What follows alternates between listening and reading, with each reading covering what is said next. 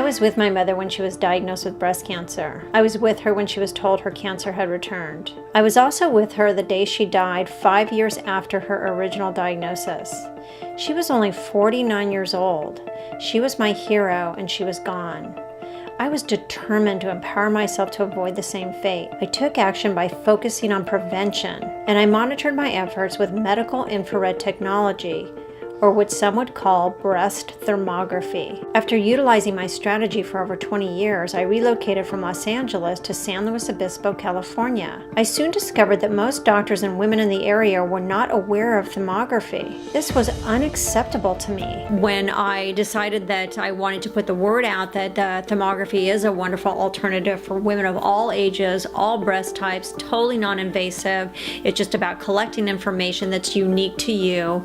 All of a sudden, it seemed to be that I had basically poked the hornet's nest. This was not just at a local level. It was much bigger than that. We had poked a hornet's nest worth multi-billions of dollars annually. Their false and misleading propaganda included press releases, aggressive advertising, and even FDA warning letters, not only to us, but also to others who were attempting to expose the fraud and collusion. The radiologist groups and the cancer societies and even the FDA have basically sided with the companies and organizations who have a vested interest in mammography, and that's very disturbing. Mammography is the greatest fraud ever perpetrated upon women in this nation, and indeed in the world. This is not the way to go, that this is a seriously flawed approach.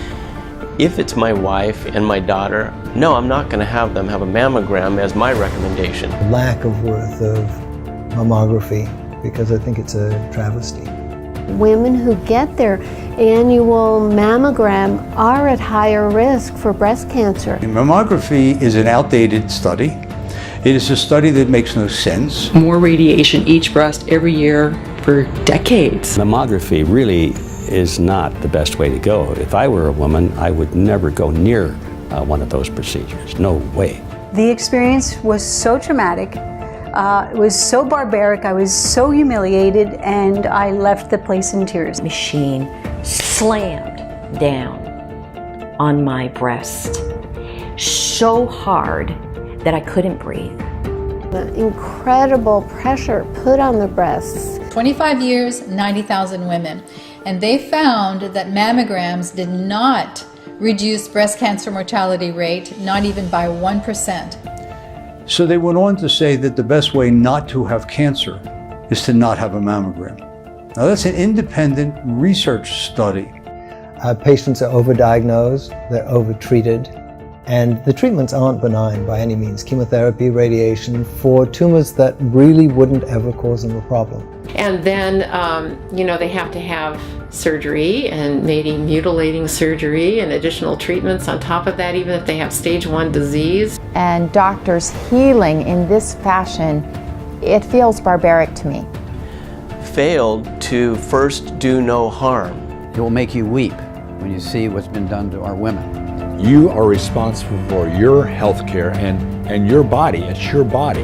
You do not ever have to get a mammogram again, period. For a woman to go up against the paradigm that is now in existence takes a lot of courage.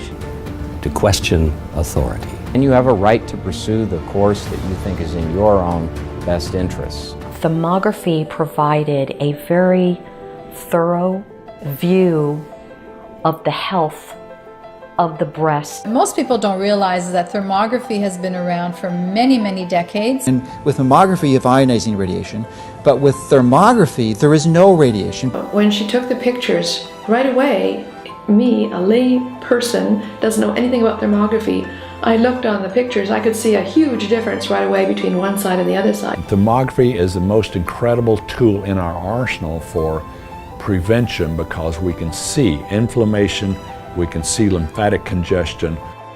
I think patients need to be involved in their own care, and they need to find practitioners who will team up with them to do so.